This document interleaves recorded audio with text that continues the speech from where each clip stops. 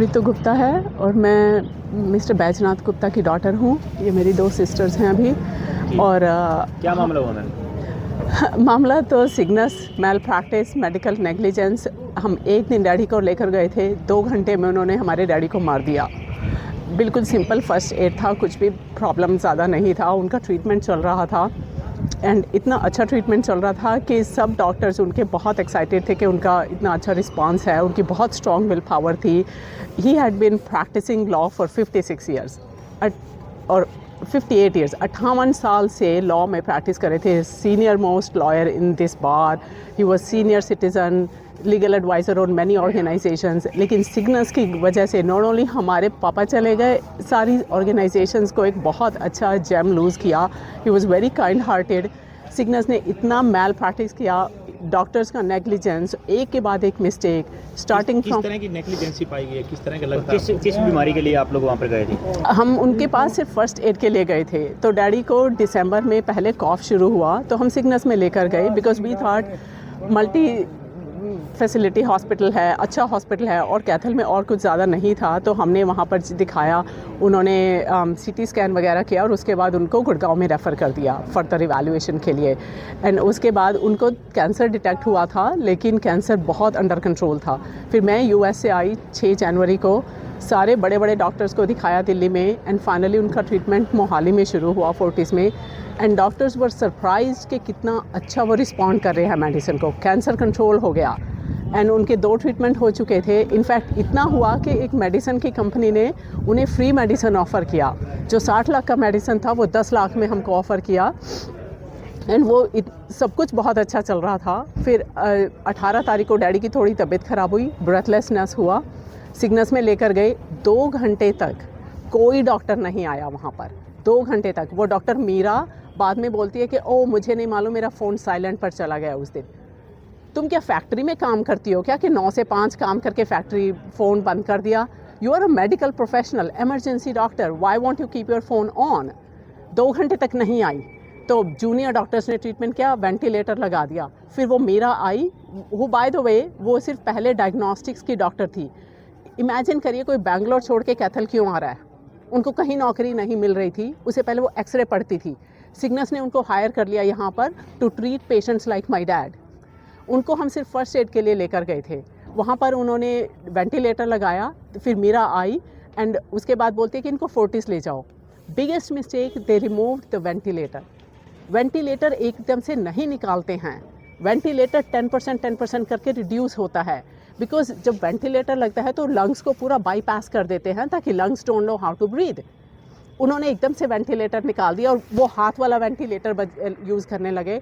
5 minute में hospital से निकलकर एम्बुलेंस में जाने तक उनका हार्ट रेट ड्रॉप हो गया 50 तक।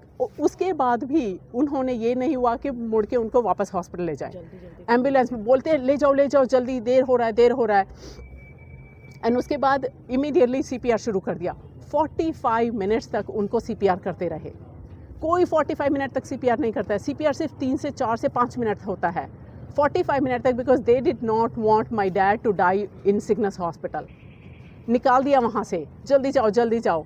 अम्बाला तक पहुँचते और हमारी फैमिली को कुछ नहीं बताया। सोनिया एम्बुलेंस में थी उनके साथ, कुछ नहीं बताया कि इनका हार्ट रेट ड्रॉप हो रहा है, कि हम उन पर CPR कर रहे हैं। ऐसा नहीं है कि वापस ले जाओ। Why are you taking him all the way to Fortis when you know उन पर ऑलरेडी CPR शुरू कर दिया है तुमने? नॉट ओनली दैट, और इलेक्ट्रिकल पैडल से CPR से सर्वाइव करते हैं एंड में, वो भी नहीं किया। जबकि उनके पास एम्बुलेंस में इलेक्ट्रिकल पैडल थे, वो भी नहीं यूज़ किया। उनको बेसिक CPR नहीं आता है। Doctor Meera is not even eligible to be a doctor. एक MBBS की डिग्री मिल जाने से कोई डॉक्टर नहीं बन जाता। कुछ एक्सपीरियंस है, कुछ प्रैक्टिस है, कुछ नहीं। उनको ह्यूमन लाइफ का कोई वैल्यू नहीं है। उनकी वजह से 2 घंटे में हमारे डैडी का डेथ हुआ, जिनके पास अभी और सालों थे। मेरी मम्मी के साथ उनको और सालों बिताने थे। सिग्नस की वजह से he died in 2 hours. Cancer didn't kill him, Cygnus did. किससे मिले थे? क्या आश्वासन मिला? अभी किससे मिले थे आप? अभी हम सुपरिटेंडेंट ऑफ पुलिस से मिले, बिकॉज हमको उनके अगेंस्ट FIR लॉन्च करना है सिग्नस के अगेंस्ट, और वो डायरेक्ट पुलिस में नहीं हो सकता अनफॉर्चुनेटली। तो मिस एसपी से मिले हम, तो उन्होंने अभी क्या प्रोसेस होगा कि वो अप्रूव करके सीएमओ के पास भेजेंगे। सिविल हॉस्पिटल में एक बोर्ड कॉन्स्टिट्यूट होगा और उस बोर्ड में 3 डॉक्टर्स बैठेंगे, वो सारा फैक्ट्स देखेंगे एंड फिर वो डिसाइड करेंगे कि नेग्लिजेंस है या नहीं है। आपकी क्या मांग है? हमारी मांग ये है कि सिग्नस को रिस्पॉन्सिबल किया जाए, डॉक्टर मीरा का मेडिकल लाइसेंस रिवोक किया जाए, उनको जेल में डाला जाए, उनको बार किया जाए कोई भी प्रैक्टिस करने से, और सिग्नस का पूरा जो यहाँ का हॉस्पिटल है इधर उसको बंद किया जाए। जी सर, क्या नाम है आपका और कौन सा हॉस्पिटल है? मेरा नाम मनोज कुमार है और ये सिग्नस हॉस्पिटल में है। क्या पद है सर आपका? मैं जीएम ऑपरेशन हूँ यहाँ। जी सर। सर एक मामला सामने आया है वैजनाथ जी का, जिनका उनके परिवार के लोग हैं वो आरोप लगा रहे हैं कि हॉस्पिटल में डॉक्टर्स की लापरवाही के कारण उनके जो पिताजी हैं उनकी डेथ हो गई है। उसके बारे में क्या कहना चाहेंगे, क्या पूरा मामला है? बेसिकली पेशेंट जो है वैजनाथ जो आया था, वो पेशेंट काफ़ी सिक था। पहले से उनका ट्रीटमेंट किसी अन्य अस्पताल में चल रहा था।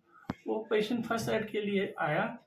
हमारे doctors round the clock available रहते हैं सिग्नस हॉस्पिटल में। उन्होंने इमीडिएट उसको फर्स्ट एड दिया, इमरजेंसी में लिया और उसके बाद जो बेस्ट से बेस्ट था ट्रीटमेंट वो किया। और इसमें हमारी तरफ से कोई लापरवाही नहीं की गई।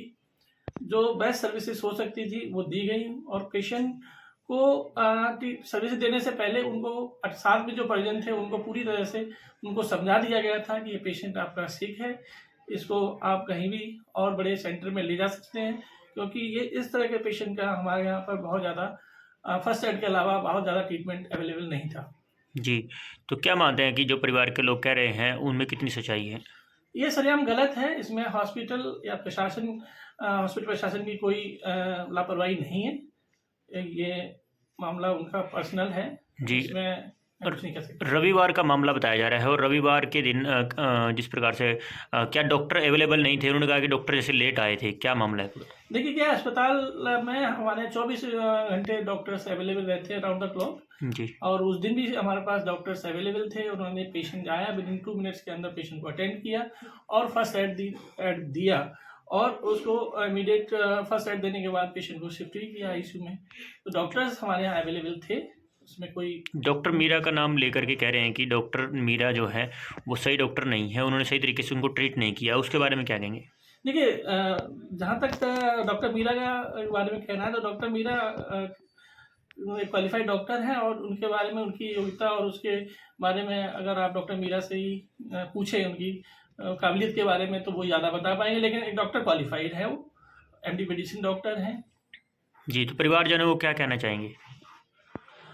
परिवारजनों से मेरा यही कहना है कि हॉस्पिटल के ऊपर कोई की लापरवाही नहीं है। वो चीज़ को उनको समझना चाहिए और अगर कुछ बात है तो डॉक्टर मीरा से डायरेक्ट बात कर सकते हैं।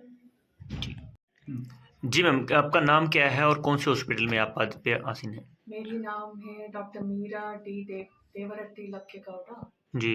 and I'm working in Cygnus Multi Specialty Hospital. जी मैम, वैजनाथ जी पेशेंट थे आपके यहाँ पर आए थे, संडे की बात है, और क्या कुछ पूरा मामला है? उनके परिवार द्वारा कहा गया है कि लापरवाही बरती गई है, क्या पूरा मामला है मैम? संडे दोपहर में मुझे हॉस्पिटल स्टाफ ने इंफॉर्मेशन दिया था एक इमरजेंसी पेशेंट है आईसीयू में, आपको आके देखने का है। तो मैं आईसीयू में आ गई और पेशेंट वेंटिलेटर में डाला था। इसको पहले इसका गॉल ब्लैडर का कैंसर होके मेटास्टेसिस हुआ था लंग्स में और लिवर में, और इसका सांस लेने का दिक्कत हुआ है। इसे संडे का दोपहर में लेके आया था इसको, आरएमओ ने इमरजेंसी रूम में वेंटिलेटर में डाल के काफ़ी क्या क्या इमरजेंसी ट्रीटमेंट देने का है वो दे के आईसीयू में दाखिल किया। और पेशेंट का उसके पहले 2 दिन के पहले एडमिट हुए थे हॉस्पिटल में सांस का दिक्कत होने के वास्ते। इसको ट्रीटमेंट देके इसको डायरेक्टली रेफ़र किया था फोर्टिस हॉस्पिटल। फिर उसका बीमारी का इलाज चल रहा था और वो खुद के इच्छा से पेशेंट को लेके गए थे। जी, हमारे अगेंस्ट हमारा क्या एडवाइस के क्या दिक्कत थी उनको, क्या परेशानी, क्या बीमारी थी उनको जिसकी वजह से उनकी डेथ हो गई मैम? ये डेफिनेटिव कॉज क्या है मालूम नहीं है। जी इसको सांस का दिक्कत था, तब उसका ऑक्सीजन दिया था और दोनों फेफड़े में पानी भरा था, पेट में पानी भरा था, शायद हार्ट के में भी पानी भरा था। ये जी। सबके कॉज है मैलिग्नेंसी विथ मेटास्टेसिस। जी। तो यहाँ से रेफ़र कर दिया था आपने मोहाली के लिए? हाँ, फोर्टिस हॉस्पिटल में इसका इलाज चल रहा था, उधर लेके जाने के लिए रेफर किया था। तो आपके पास जब ये आए तो पूरे स्वस्थ थे या फिर बीमार थे, ज़्यादा दिक्कत थी उनको? दिक्कत हुआ था, पेशेंट वेंटिलेटर में डाल के स्टेबल कंडीशन पे था। जी इसको ऑक्सीजन 98% था जी। और वो बात कर रहा था, रिस्पॉन्ड कर रहा था, जी। इसलिए उसको रेफर किया था।